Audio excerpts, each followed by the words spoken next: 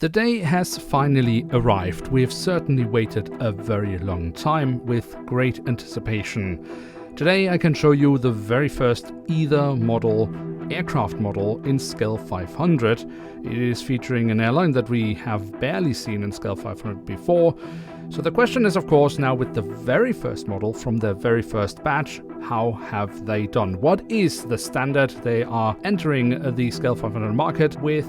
That is what we will find out in today's review. But before we do just that, I just want to let you know, for full transparency, I have been given this model from Aether Model, but I will, as always, give you my honest opinion. And reviews like this are also made possible thanks to my great partner, Jumbolino Model, where you can get great models like these Aether models at reasonable prices with great service. They are true collectors themselves that I really do understand where we are coming from. That is why I wholeheartedly can recommend them. You can find a link to them in the video description below.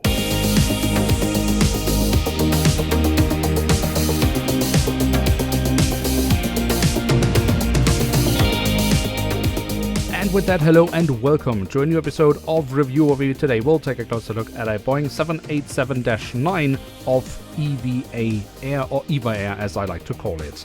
At the front of the box we have a lovely rendition of the aircraft model inside. We have the EVA Air branding.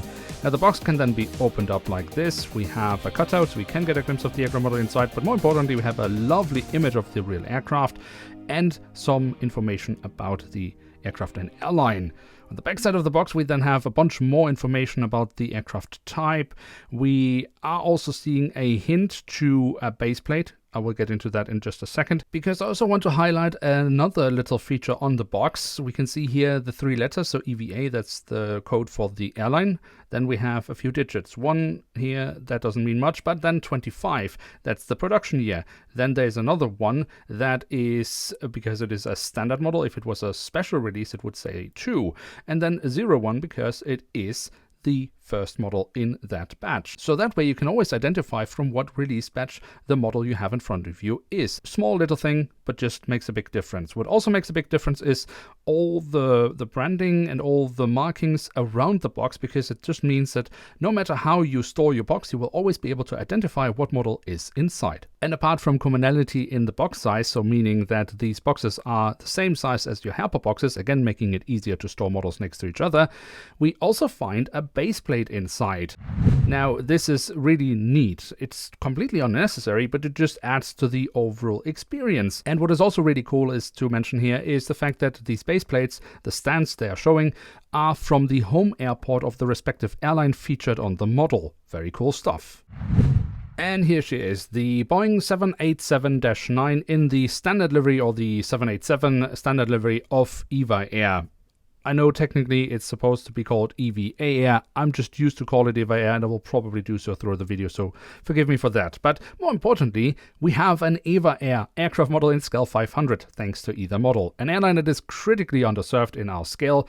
But now we are finally getting this lovely airline featured in a Scale 500 model. But how has Aether Model done? This is their very first attempt of making any model, not just in Scale 500, but overall. So we will, of course, take a closer look and go step by step. As always, we start off with the tail section, where we on the vertical stabilizer find the EVA Air branding. We should also mention that there is a bit of detailing on the horizontal stabilizer. On the fuselage, we then find the full registration code of the aircraft. And apart from the hatch and the cabin door with the cabin windows, well, we don't really have many more details related to the aircraft type itself. And sure, there could be some more details here, and that is something that Aether will introduce with later batches.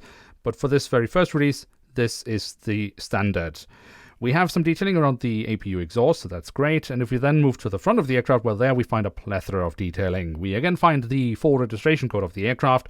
We, of course, also have the EVA Air branding. Then we have a bunch of small markings and hatches, so that's really cool. We find the Star Alliance logo has been added. We have some detailing a little bit more here, actually, around the cabin door, a little logo and some writing right next to it. We do also find this addition of the 787 writing on this livery of the EVA Air. And Yeah, that's something I want to show you because it does have like this really lovely fade effect. I tried to capture it here. We're moving around the model a little bit. I hope it comes across.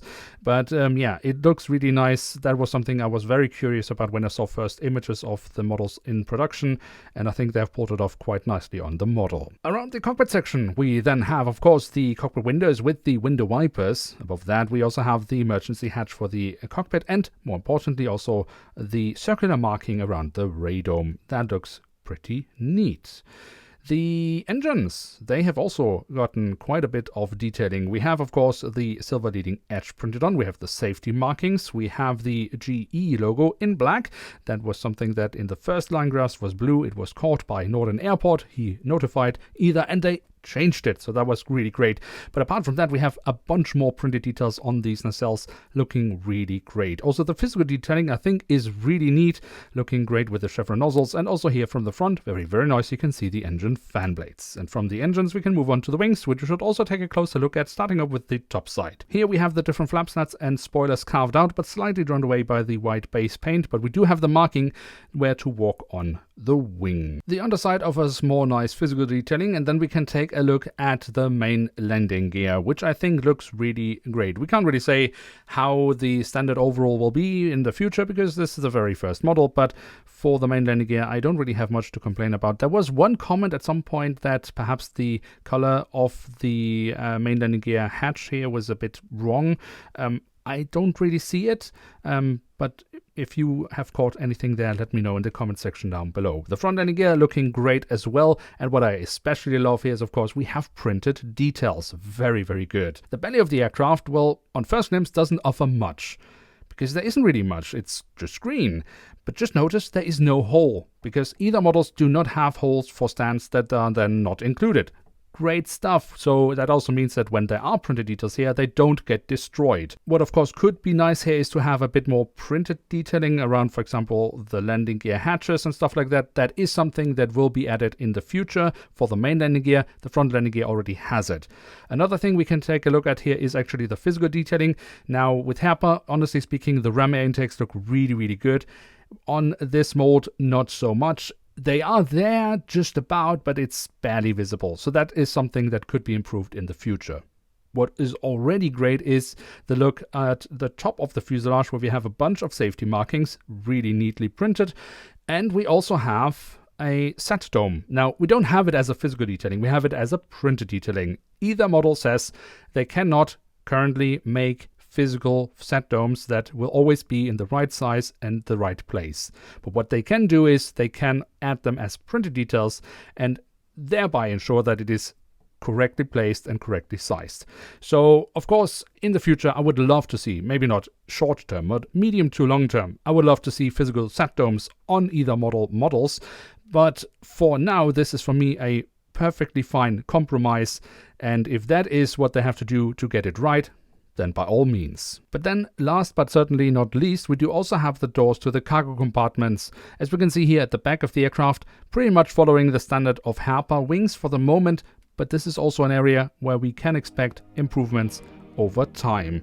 And of course, we also have a hatch here at the front of the aircraft. So there we have it, the Boeing 787-9 in the current standard delivery or 787 standard delivery of EVA Air from either model in scale 1 to 500. And what can we say about this aircraft model? Now, this is of course the very first attempt from either model to make any aircraft model. I'm of course very happy that they chose scale 500. I mean, is it the perfect model? No. Is it beating my all-time favorite scale 500 model, the JC Wing 787-9 ANA standard delivery model? No, it doesn't. But it comes pretty close. There are definitely areas of this model which are an incredibly high standard. There are a few places where there is still room for improvement. What I know is that either model is working on all these areas. We will already see improvements with the second batch and with the third batch, but of course right now we're judging this model from the first batch as it is. Now, when it comes to the print quality overall, I think this is really neat. We don't really have any smudges, edges are clean, and yeah, really high quality stuff. But when we look on the belly, there are some print lines in the dark greenish color. Now granted, they are really hard to see. I have struggled to even capture them on camera, but there are a few areas where you might notice them. Is it bad? No. Print lines are down to printing techniques, and it really depends on how you deal with them. If you add enough layers of print, they will almost entirely, if not completely, disappear. And this is what we have here. There's just a hint of them still, but it is on the belly of the aircraft. And when, for example, a Hyperwings model has print lines on the belly of the aircraft, I'm much more forgiving than when it is on the more visible parts of an aircraft model. And it's for me the same here. They are barely visible, and those that we can just about see are on the belly of the aircraft. So for me, that's not a big issue. Now, when it comes to the physical detailing, I think Aether Model also here demonstrates a really high level. The parts are solid, the quality is really good. In terms of the mold, it was of course inherited from Sky 500, and there's one place where it is definitely better than the mold from Hyperwings, but also one place where it is not as good. Where this mold definitely is better is around the front landing gear, because it is just a tad lower than from Hyperwings, which means with the Hyperwings models, you can get this kind of effect where it almost looks like the aircraft is in takeoff. We don't have that here. So the nose just tilts a little bit downwards, where with Hyper, it tends to tilt a little bit upwards. So I prefer this for sure. Where this mold, however, is not as good as with Hyperwings, well, are the ram air intakes. They don't really look neat on this model. They're kind of there, but also not really. That's worked out much nicer with Hyperwings. However, that mold is also newer than the mold we have here with Aether Model. It's not a huge thing. The ram air intakes on the belly of the aircraft, it's not the feature that you normally really notice. And it's something they can work on maybe down the line in the future when they start looking into maybe reworking this mold a little bit. For now, they have this mold which is pretty solid, and I'd much rather see them work on other molds before they start focusing on reworking this one. So overall, I must say I'm really quite impressed. Of course, it is still not the perfect Scale 500 model. It doesn't beat my all-time favorite, the ANA from JC Wings, but it is coming really close. And for the very first attempt, I think that is really quite impressive.